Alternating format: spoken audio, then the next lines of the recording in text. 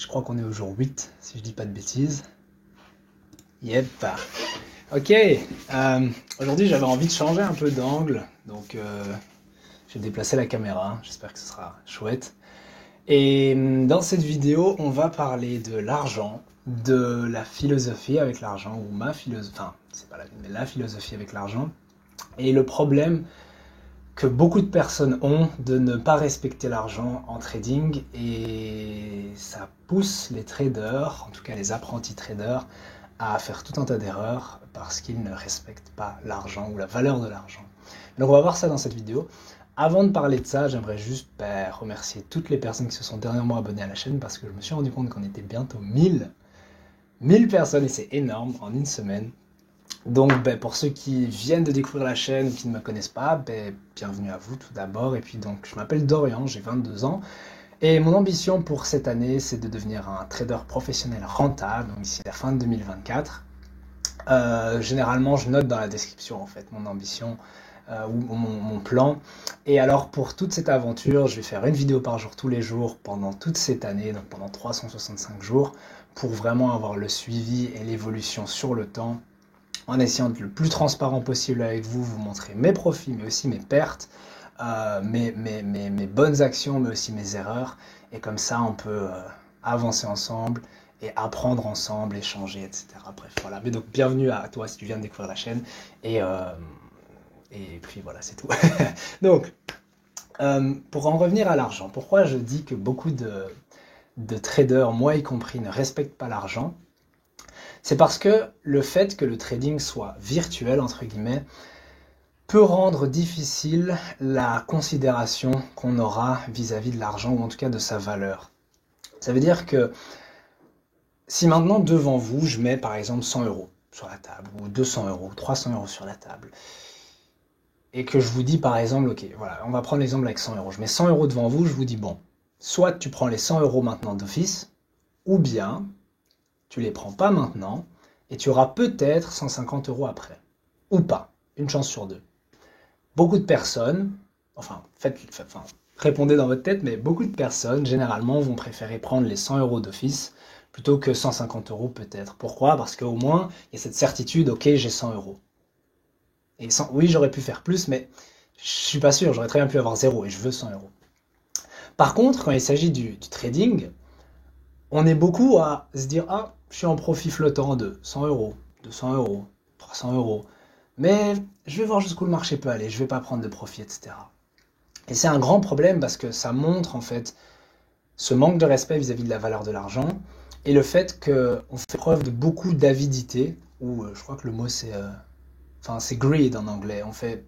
On en veut toujours plus au lieu d'être satisfait de ce que le marché nous donne.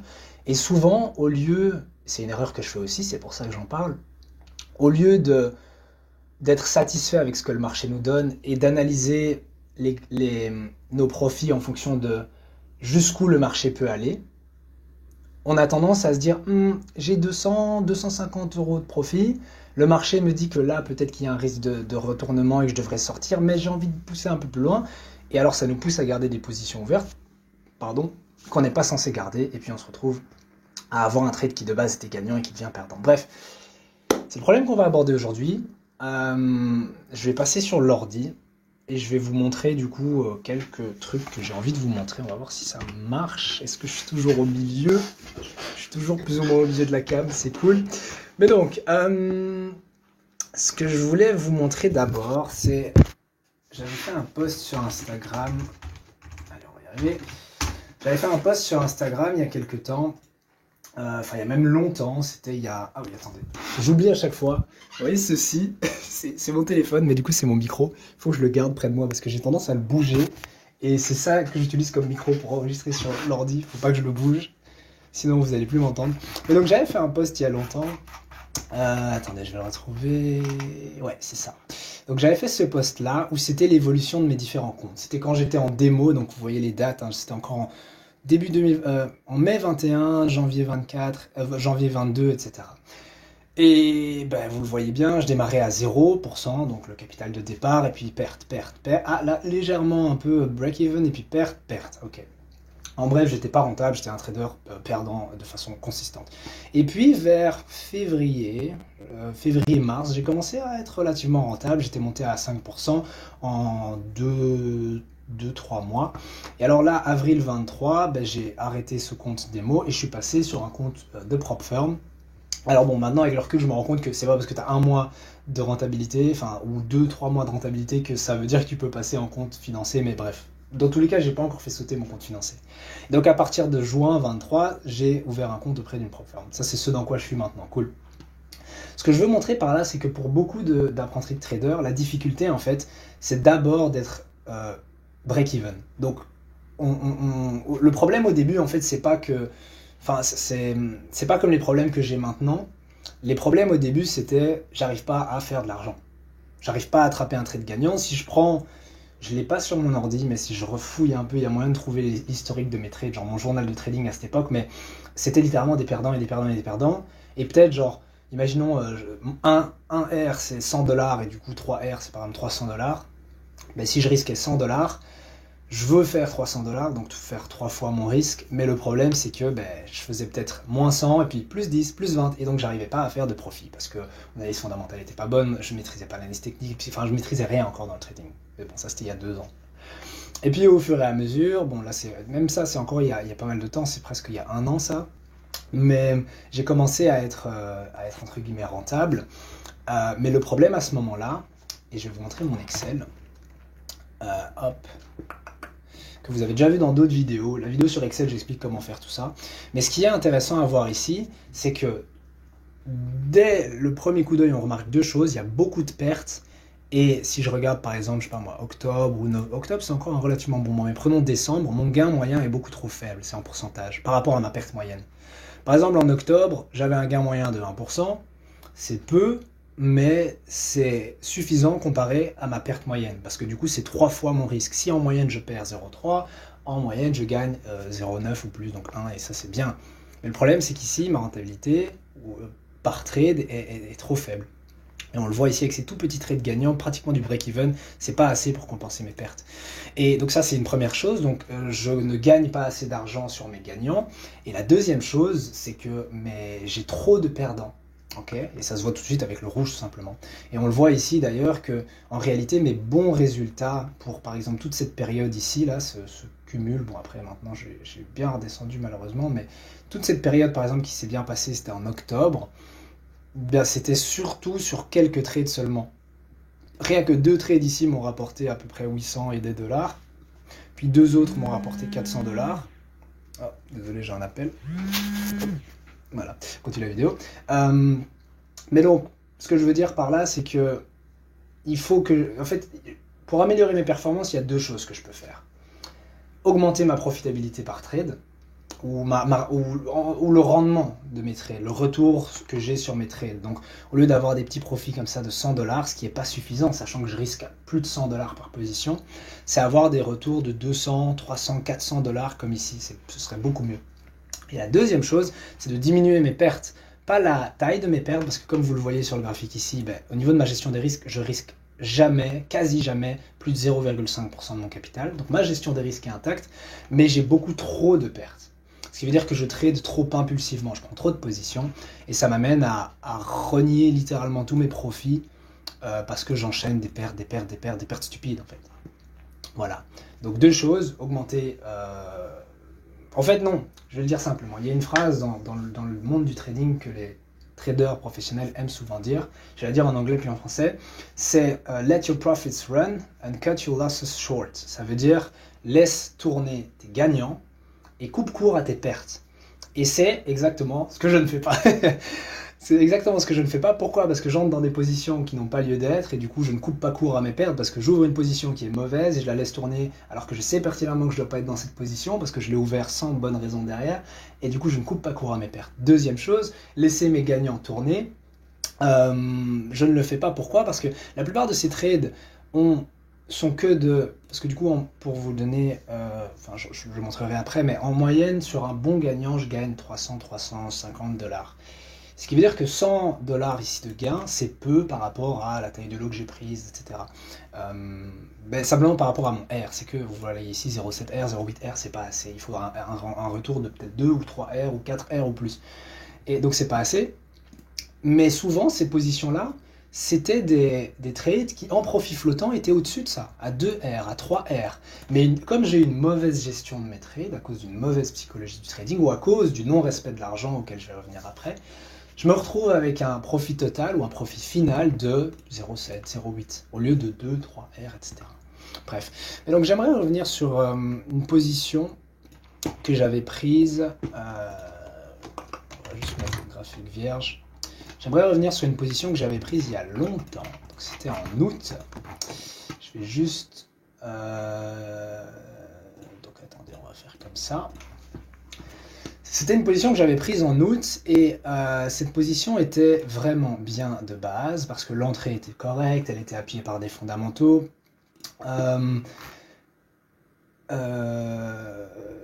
je cherche. Voilà, donc c'est ces deux positions-ci.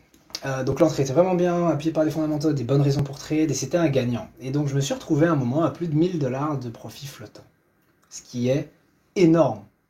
Genre, je vais faire une métaphore après, mais c'est énorme. Et comme vous le voyez, donc c'est ces deux positions-là. J'avais deux positions ouvertes, je vais directement les remarquer sur les graphiques, mais donc, attendez, je vais mettre ça là. On va faire comme ça. Donc il y avait une première position prise le 20, on va se mettre sur une heure. Le 29 août, septembre, je vais enlever tous les moyens mobiles et tout, on s'en fiche. C'est pas une vidéo sur l'analyse technique, c'est vraiment un peu plus la psychologie. Voilà, donc c'était sur cette impulsion-ci.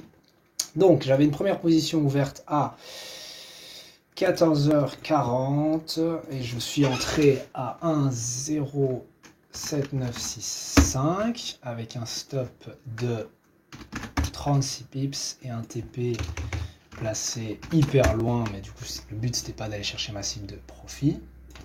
Et une deuxième position ouverte juste après sur la ligne perçante, comme on appelle ça, qu'on a ici de 1 heure. Donc je suis entré à 1,07975, un tout petit peu au-dessus en fait, avec un stop de 20 pips et un TP de 150 pips. Voilà. Alors après le TP que j'ai pris, il était en 1,09450. Donc ça c'était mon take profit sur la première position. Et la deuxième position, c'était un perdant. Donc, qu'est-ce qui s'est passé ici? Je ne vais pas faire l'analyse technique de pourquoi j'ai pris ce trade, etc. Mais comme vous le voyez, c'était vraiment une super entrée. Pourquoi? Parce que j'ai vraiment attrapé le low, donc le creux du marché. Et j'ai réussi à vendre vraiment et ça, je ne l'ai jamais fait aussi précis.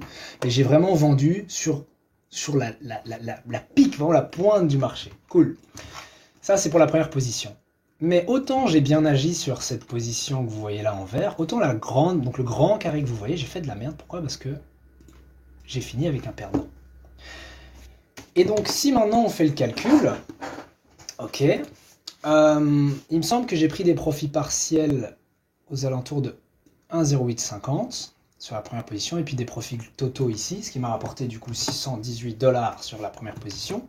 Mais le deuxième trade, et c'est là où j'explique qu'il faut respecter l'argent, le deuxième trade, je me suis dit quoi? Non seulement j'ai pas pris de profit partiel, je sais même pas pourquoi, j'ai pas pris de profit partiel à ce niveau-là, et j'ai laissé tourner ma position. Pourquoi? Parce que mon idée, mon idée technique, c'était que le prix allait continuer encore à la hausse jusqu'à un 10. Je crois qu'à ce moment-là, je cherchais un 10. Alors oui, je sais, mon TP est mis tout en haut, mais l'idée, c'était d'aller chercher un 10. Et donc, ça veut dire littéralement que pour gratter peut-être 50 pips de plus, je perds 150 pips. Donc je vais mettre la cible à l'endroit où, voilà, au niveau indice. Donc pour juste avoir ça en plus, je vais risquer 150 pips de plus. Et donc à ce moment-là, c'est là où j'essaie de l'expliquer, j'étais à... on peut faire le calcul en fait. Donc j'ai pris un premier TP en 1,0, donc à peu près à 50 pips, 53, fois j'avais fermé 0,2, donc fois 2, plus du coup le TP global qui était de 152,5 fois 4 lots. Donc j'avais déjà 700... Non, c'est pas possible. c'est pas possible. Attendez, 50 fois 2 plus, c'est combien? 150 fois 4, 700. Pourquoi il me dit 700? 700, et c'est ça. J'ai fermé à quelle zone? Attendez, on va regarder ça ensemble. C'est aussi ça l'importance de bien traquer tout ce que vous faites, parce que comme ça vous permet de vérifier ce que vous avez fait. Alors, nanana. J'ai fermé le tiers de ma position aux alentours de 1,0850. Ok. Donc 1,0850. Bah, c'est ici, donc c'est plus ou moins 50 pips. Donc j'ai fermé 0,2. Ah oui, non, c'est parce que j'ai pas pris 150, je suis bête. J'ai pris 147, plus ou moins. Donc ce qui veut dire que j'ai fermé environ 50. Mais de toute façon, je crois que j'ai mis le montant que j'ai eu. Non, je ne l'ai pas noté. Bref, c'est pas grave. Donc du coup, je disais, j'ai fermé 0,2 en... Allez mon grand. Donc plus ou moins 50 pips.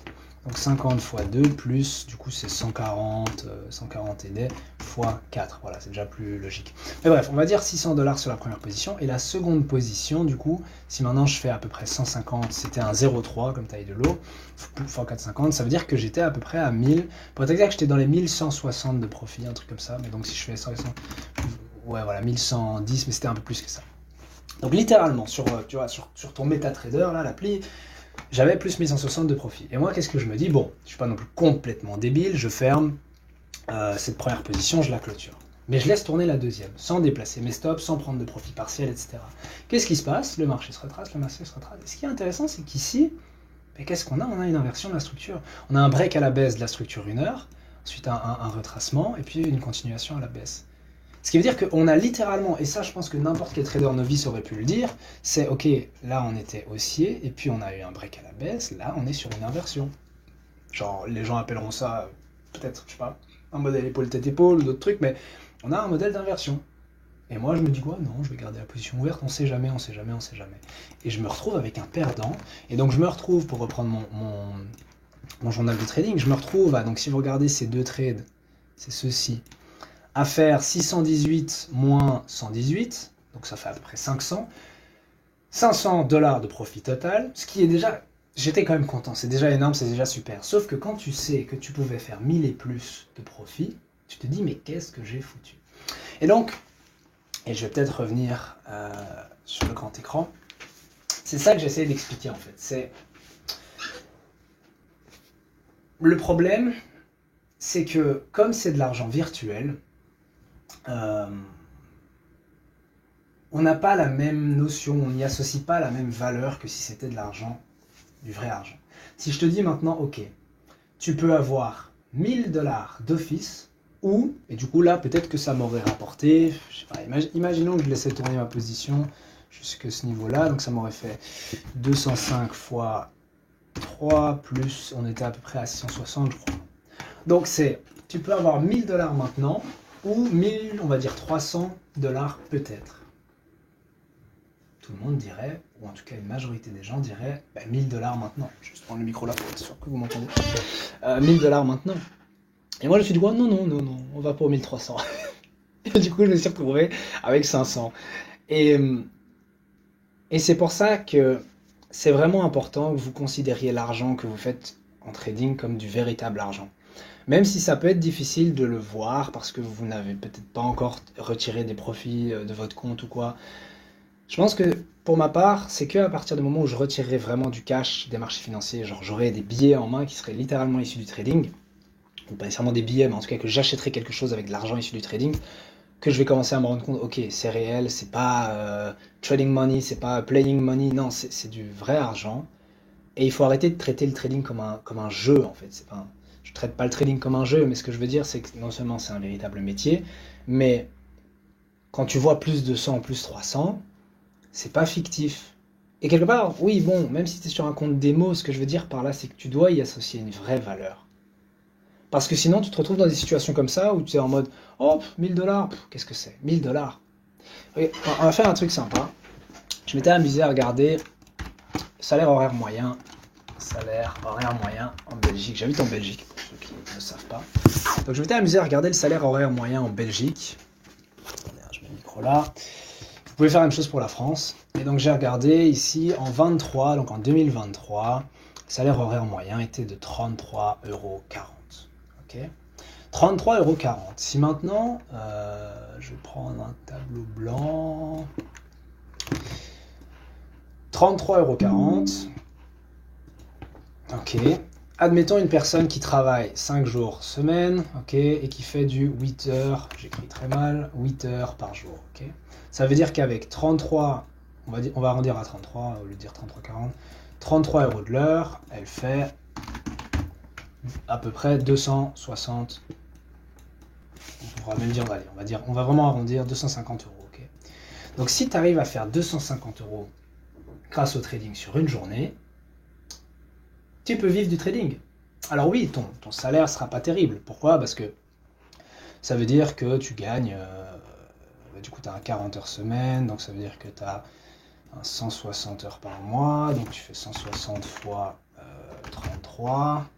Ouais, on va dire que les gens ne travaillent pas 40 heures semaine, c'est plutôt à 35 heures, mais parce que sinon ça ferait 5000 et des euros par mois. Ah, quoique c'est peut-être brut, y a moyen que ce soit brut, ouais, enfin bref, mais dans tous les cas, peu importe. Le point que je veux faire ici, c'est que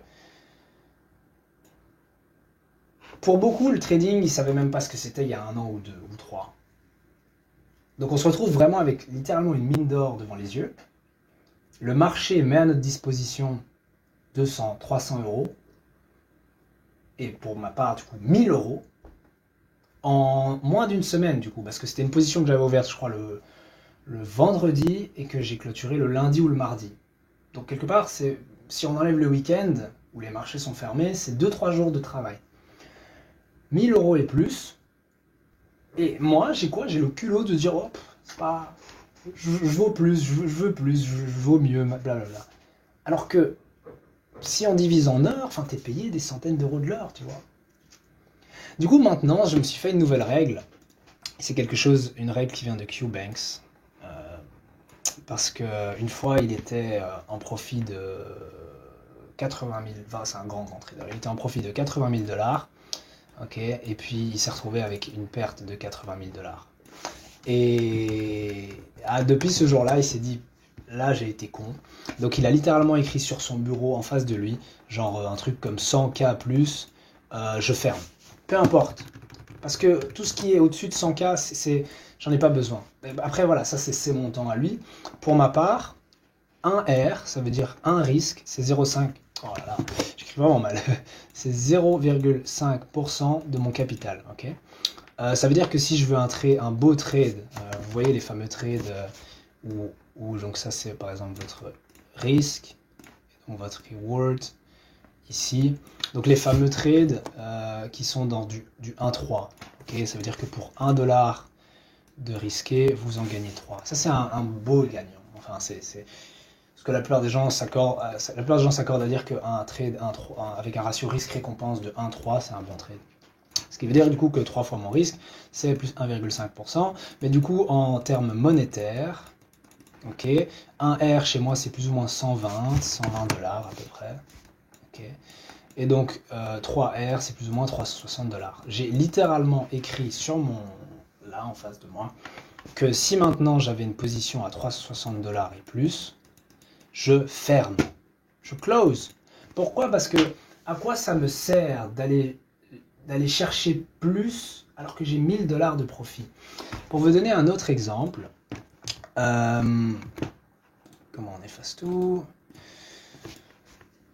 Avec le compte de PropFirm, enfin le challenge de financement auquel je participe, je dois faire 6%. Ok. Donc si maintenant je fais un joli graphique, ok, ça veut dire que je dois réaliser 1500. Ok.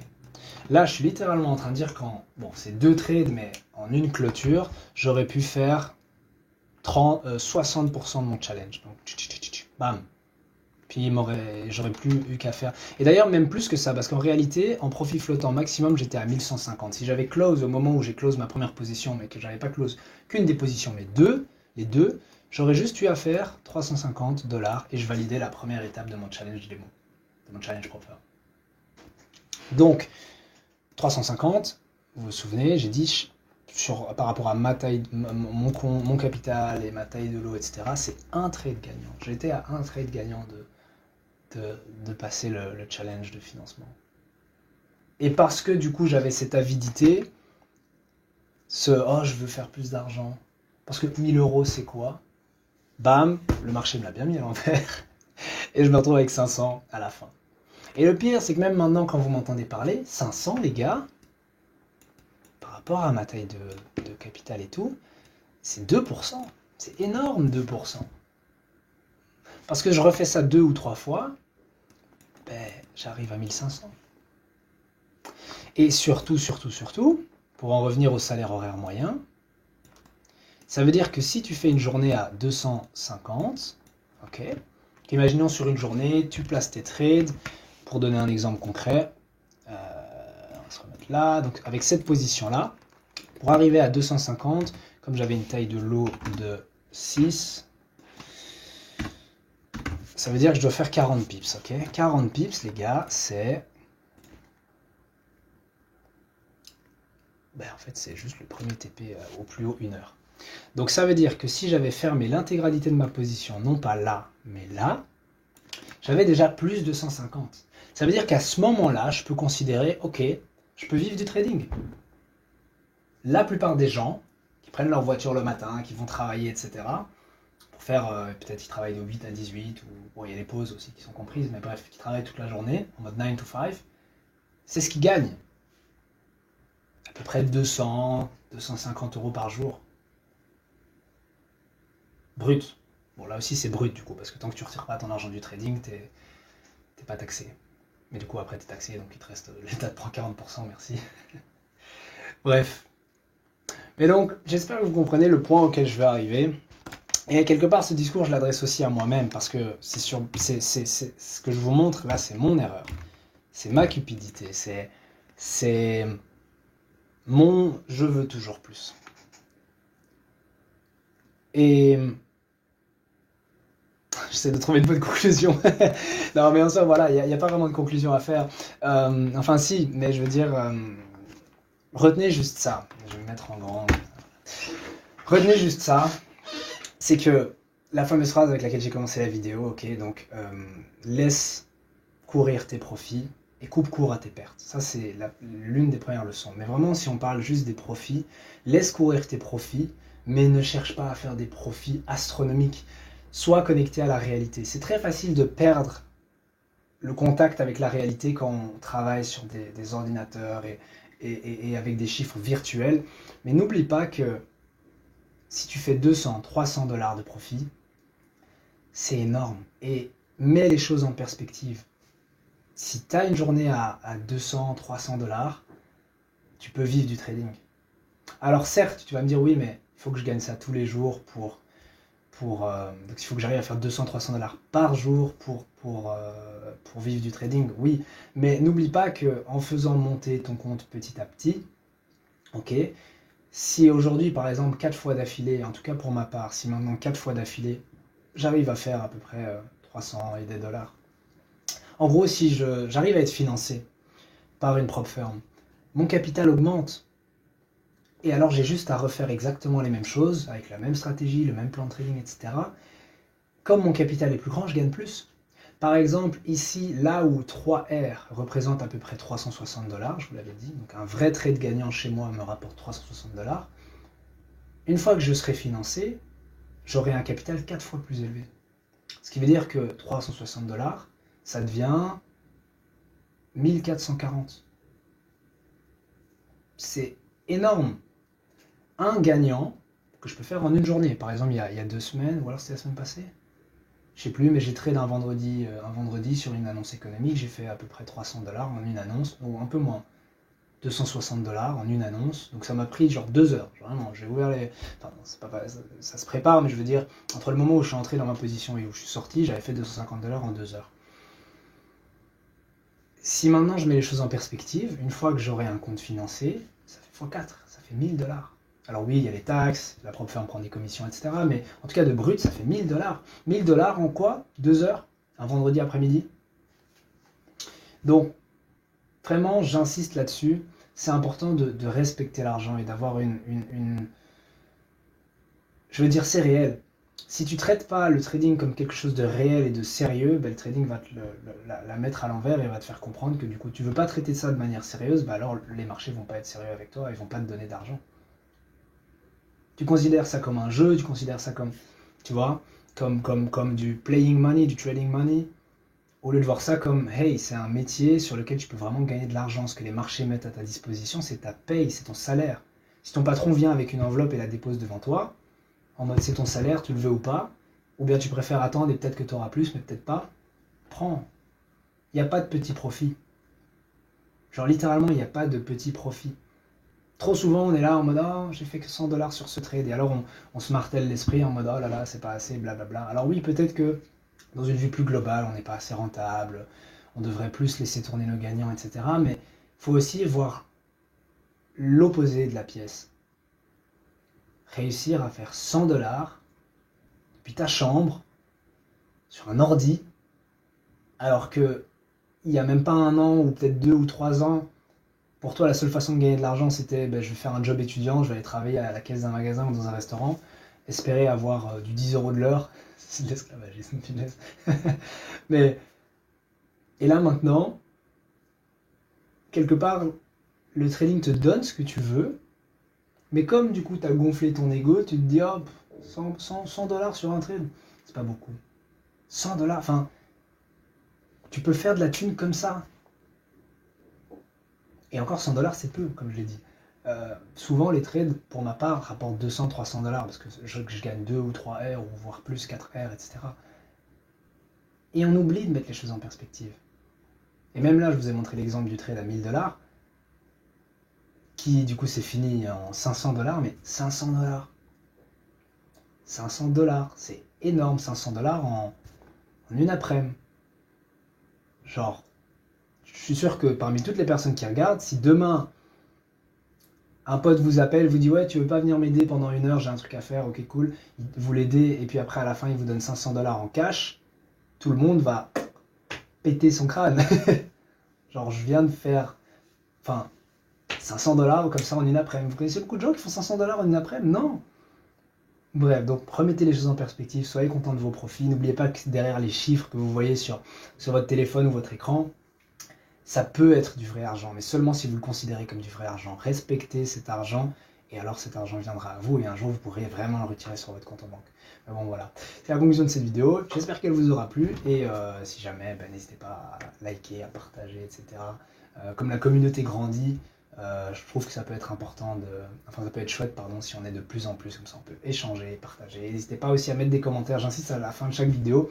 N'hésitez pas à commenter et à me donner votre avis ou J'aime bien en fait les gens qui critiquent. Quand c'est des critiques constructives, parce que ça nous permet d'échanger. Vous remarquez peut-être que je réponds beaucoup aux commentaires en fait, parce que je prends vraiment le temps de les lire et de voir en fait comment on peut échanger nos idées et évoluer ensemble et avancer ensemble. Parce que c'est ça le but de cette chaîne, c'est de faire grandir une communauté de traders et qu'on apprenne tous ensemble de nos erreurs, qu'on partage vraiment nos idées, nos ressentis, nos échecs, nos victoires, et qu'ensemble on arrive tous à devenir des traders rentables. Parce que certes, je me le souhaite à moi-même, c'est mon objectif pour cette année, mais pour toute personne qui regarde cette vidéo et qui ambitionne de devenir un trader professionnel rentable cette année ou l'année suivante, ou même qui veut devenir trader professionnel dans sa vie, je lui souhaite de réussir aussi. Et j'espère qu'ensemble, cette aventure, on y arrivera. Bon allez, voilà, c'est tout pour aujourd'hui.